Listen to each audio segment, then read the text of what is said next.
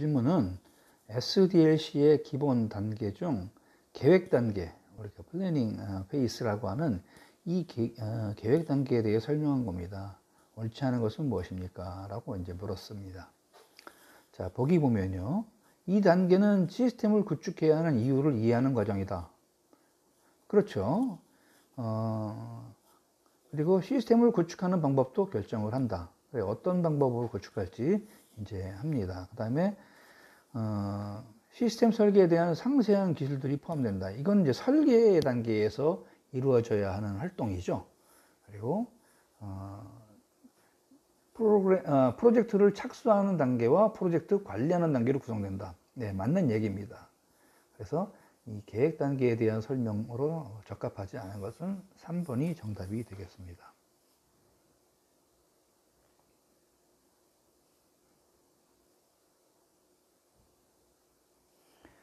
다음 상자에서 설명하는 SDLC의 단계는 무엇입니까? 자, 누가 시스템을 사용할지, 시스템이 무엇을 할 수 있는지, 그 다음에 언제 어디서 사용할 것인지, 이런 것에 대한 질문에 대해서 응답하는 단계, 이 응답하는 단계를 우리가 이제 분석 단계라고 하는 거죠. 그래서 Analysis Phase가 되겠습니다.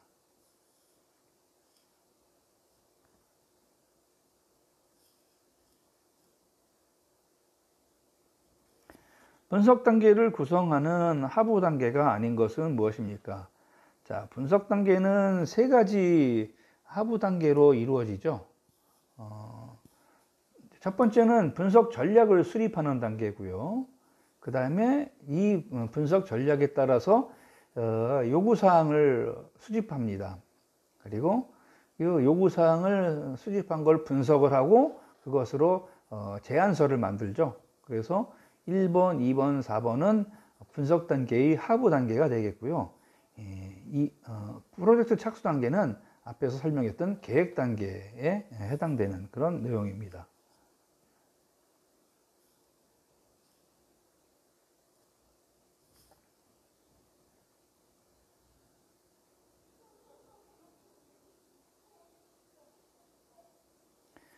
자, 다음 질문은 이겁니다.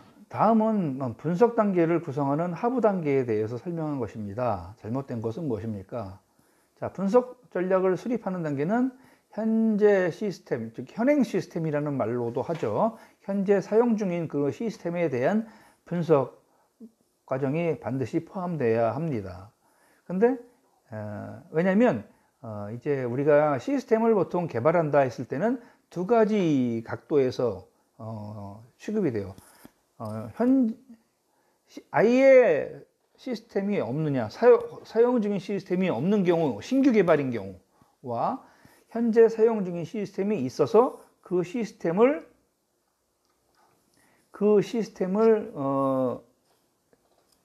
보완해야 되는 경우, 이렇게 이제 두 가지로 나눌 수가 있어요.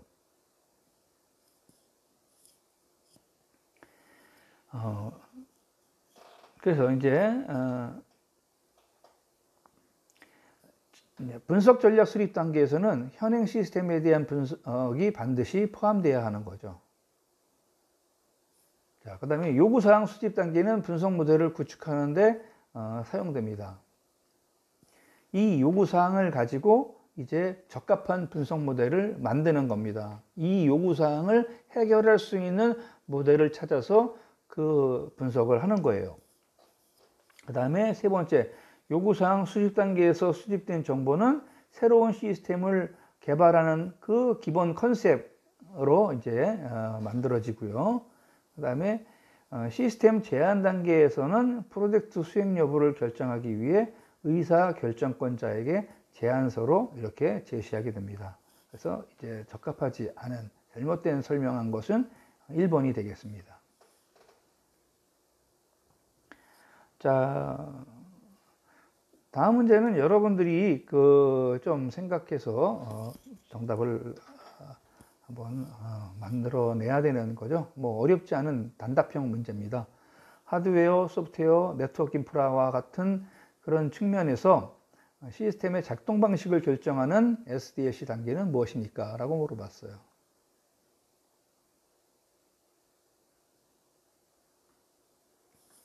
자, 여러분, 이런 단계는 뭐죠? 네, 그렇죠. 설계 단계입니다. 설계 단계.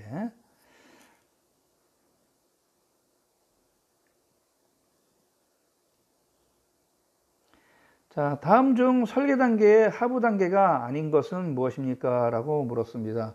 자, 설계 단계는 총 4가지 하부 단계를 가지고 있죠. 설계 전략을 수립하고 하는 단계, 그 다음에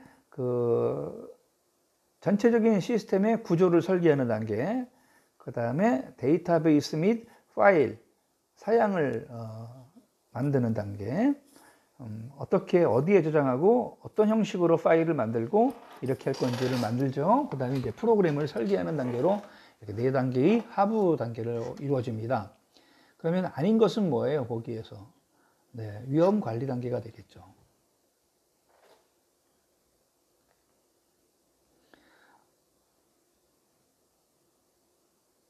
자, 그다음에 이제 SDLC의 기본 단계 중에 설계 단계에 대해 설명한 겁니다. 올바르게 설명한 것은 무엇입니까? 자, 설계 전략을 수립하는 단계에서는 사용될 자원에 대해 설명합니다.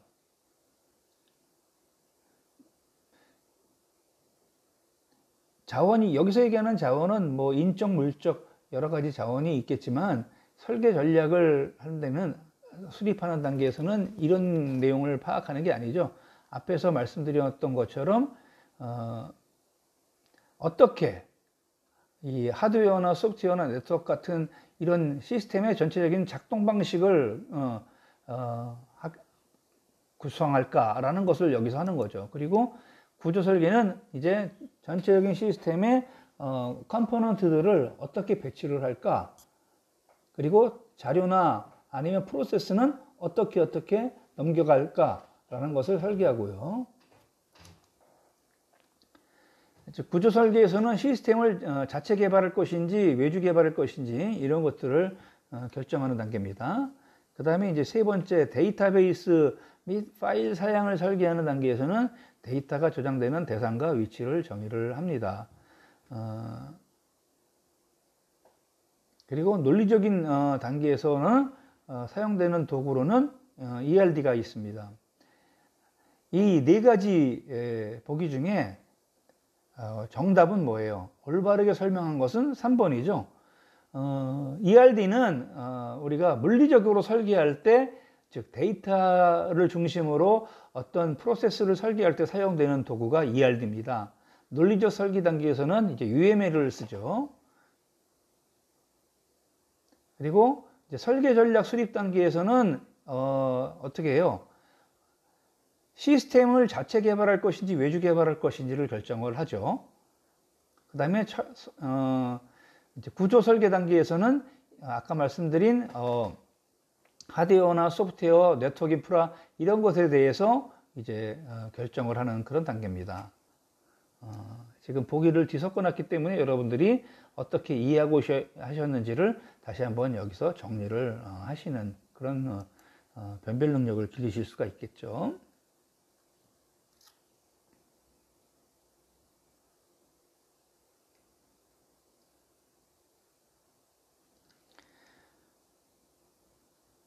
네, 다음의 질문은 이런 거예요. SDLC의 구현 단계, 임플리멘테이션 단계에서 에 대한 설명으로 잘못된 것은 무엇입니까? 라고 물어봤어요. 자, 이 2단계에서는 시스템을 직접 개발할지 아니면 구매할지 이런 것들을 이제 결정을 하죠. 그리고 이제 일반적으로 가장 오래 걸리고 비용이 많이 드는 그런 단계입니다. 시스템을 구축, 설치, 그리고 지원할 수 있는, 사용 중에 이제 애로사항이 있으면 그런 서포팅 할 수 있는 플랜을 여기서 만들죠. 그래서 이 지원 계획에는 실제로 사용하면서 발생할 수 있는 이런 사항, 그 다음에 시스템이, 그러니까 소프트웨어 업그레이드나 업데이트 같은 이런 상황에 대비해서 이제 지원 계획을 만들어 놓는 거죠. 그래서 수립할 필요가 있습니다. 잘못된 것은 4번이에요.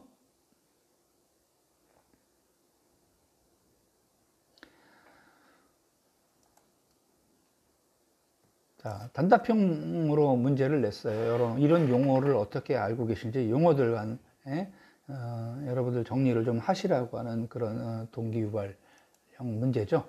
정보가 프로세스에 유입이 되고 그 정보가 배치되는 일련의 그 과정을 중심으로 프로세스로서 시스템 개념을 표현하는 데 중점을 두는 방법론, 프로세스에 대한 초점을 맞추는 이런 방법론을 뭐라고 하느냐 이렇게 물어보는 거죠. 그래서 우리가 이 방법론은 세 가지로 나눠서 우리가 생각할 수 있다고 얘기를 했었습니다. 지금 이제 이 질문은 당연히 프로세스 센터드, 즉 프로세스 중심의 방법론이고요. 이거 말고 데이터에 중점을 두고 방점을 두고 이렇게 이제 개발하는 방법론도 있고요. 그 다음에 객체, 즉 프로세스와 데이터의 어떤 균형감을 두고 개발하는 그런 오브젝트 오리엔티드 방법론도 있죠.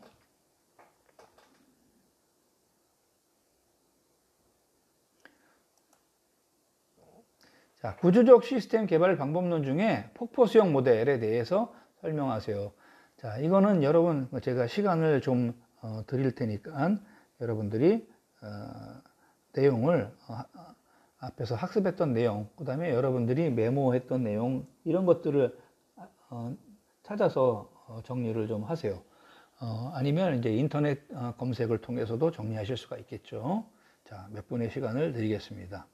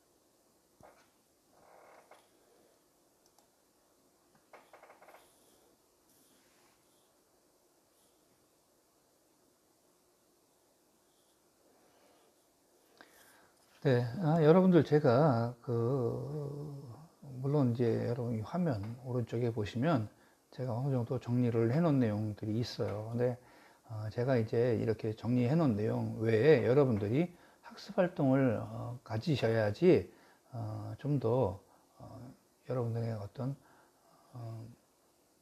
지식도 단단해지고, 그 다음에 제가 여기에 이제 표현한 것 이상의 내용을 여러분들이 파악하고 이해하실 수가 있어요. 자, 보수 개발 방법론을 사용을 하면 기본적으로 계획, 분석, 설계, 구현, 유지, 보수 이렇게 5단계 또는 4단계로 이렇게 순차적으로 개발이 진행된다고 얘기를 했습니다. 이 퍼포스 개발 방법론의 장점은 폭포수용 모델이죠. 시스템 요구사항을 이 프로젝트를 진행하기, 본격적으로 개발하기 이전에 다 완료가 돼야 되는 거죠. 그리고 그 프로젝트가 진행함에 따라 요구사항이 와도 프로젝트가 진행되면 그걸 반영시키기가 좀 어려워요. 그래서 이 요구사항에 의한 변경이 최소화된다라는 것을 이제 여기서는 장점으로 표현했지만 반면 한편으로 생각하면 고객의 요구사항이 반영되지 못할 수 있다라는 아쉬움이 있는 거죠. 그래서 이 폭포 수용 모델은 이 프로젝트를 시작하기 전에 시스템을 완전히 고객과 협의하에 지정을 해야 됩니다. 즉, 이런 방향으로 이제 개발을 진행을 하면 이제 고객님 못 바꿔요. 자동차 개발 같은 걸 한다고 했을 때 이런 거예요. 자동차 개발을 하면 자동차를 한번 생각해 보세요. 자동차 회사에서 평상시에 고객의 요구사항을 접수해서 그것을 가지고 시제품도 만들고 그 다음에 그걸 가지고 시연회도 하고 설명하면서 고객의 평가를 받은 다음에 일부 최종적으로 약간 이제 외형이나 외관이나 이런 거를 바꾸지 내부에 있는 엔진이나 차체 뭐 이런 전체적인 시스템의 어떤 운영을 바꾸지는 않거든요. 그리고 어떻게 해요? 그 다음에 출시한 다음에 리콜을 해서 그때 가서야 바꾸지 않습니까? 이런 거예요. 그래서 이 폭포 수용 모델은 분석 단계에서 일단 시스템에 대한 제안이 완료됩니다. 그리고 이제 본격적으로 설계 들어가서 개발될 때까지 그리고 개발돼서 고객에게 전달될 때까지 시간이 굉장히 오래 걸려요. 전체적인 프로젝트 기간 중에 오래 걸린다는 얘기겠죠. 자, 이런 식으로 여러분들 정리가 돼야 됩니다. 이제는 이제 폭포 수용 개발 방법론, 폭포 수용 모델 하면 제가 지금 말씀드린 정도의 그런 내용들은 머릿속에 떠올리실 수 있어야 됩니다.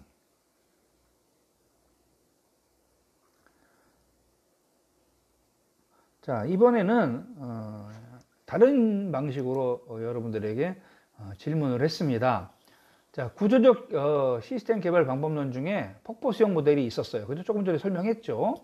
이것과 아주 유사한 개발 방법론이 하나 있었죠. 그게 뭐냐면 이제 Rapid Application Development Methodology라고 하는 레드 기반의 개발 방법론이에요. 여기에 이제 페이스드 모델이라는 모형이 있었는데요. 이 폭포 수용 모델과 이 페이스드 모델이 비교해서 한번 설명을 해보세요.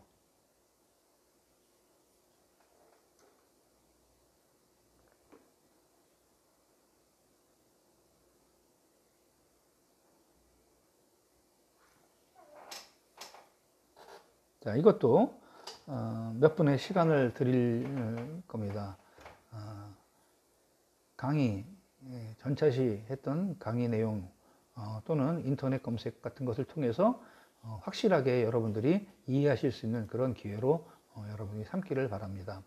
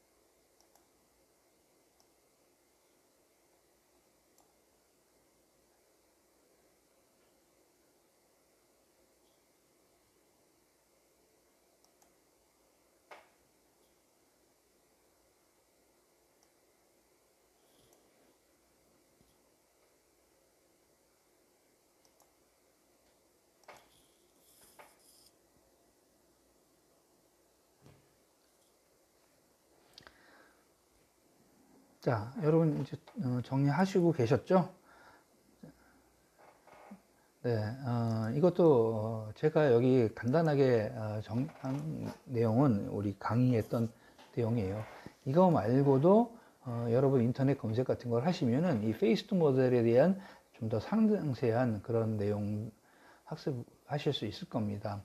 자, 포포스 개발 방법론 앞에서 우리가 이제 정리했던 내용이기 때문에 이 부분은 생략하고요.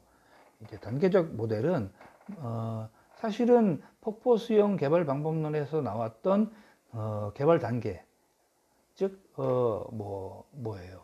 계획하고 분석하고 설계하고 구현, 이 네 가지 단계 중에 계획 단계는 이제 계획은 완벽하게 됐어요. 그러면 이 단계적 모델에서는 그 이후에 세 단계, 분석, 설계, 구현이라고 하는 이 세 단계를 가지고 1차 완성품을 만듭니다.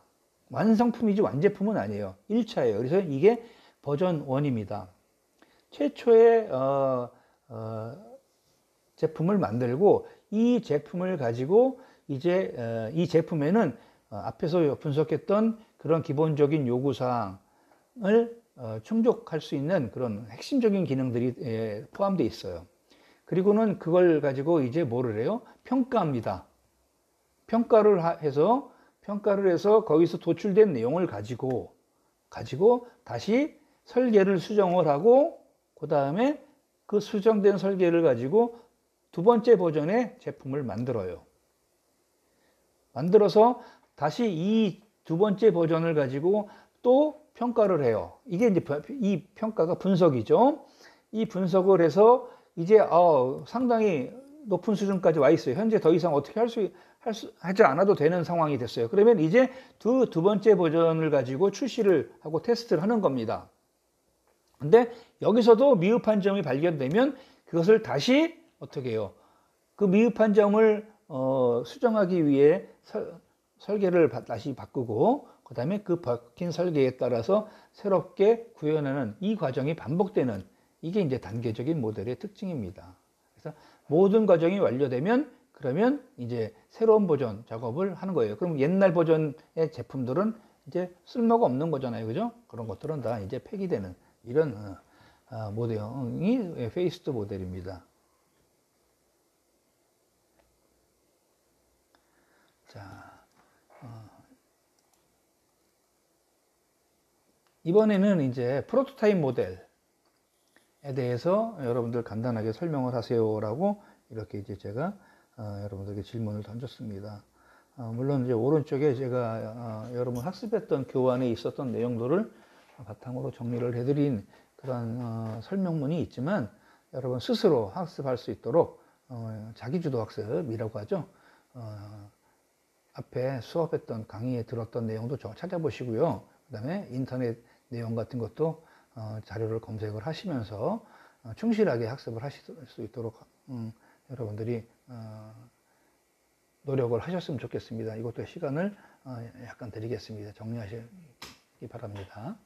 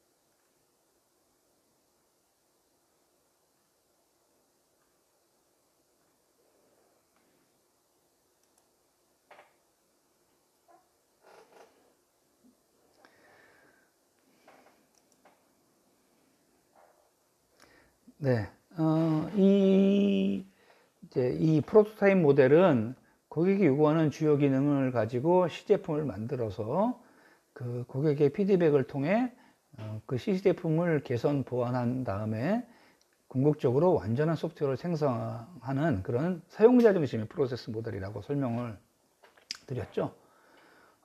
분석, 설계, 구현 이런 단계를 한 단계가 끝나면 다른 단계로 넘어가는 이런 폭포수 모형하고 다르게 동시에 병렬로 진행할 수가 있습니다. 이런 분석, 설계, 구현이라고 하는 세 단계 모두 시스템이 완료될 때까지 주기적으로 반복이 수행됩니다.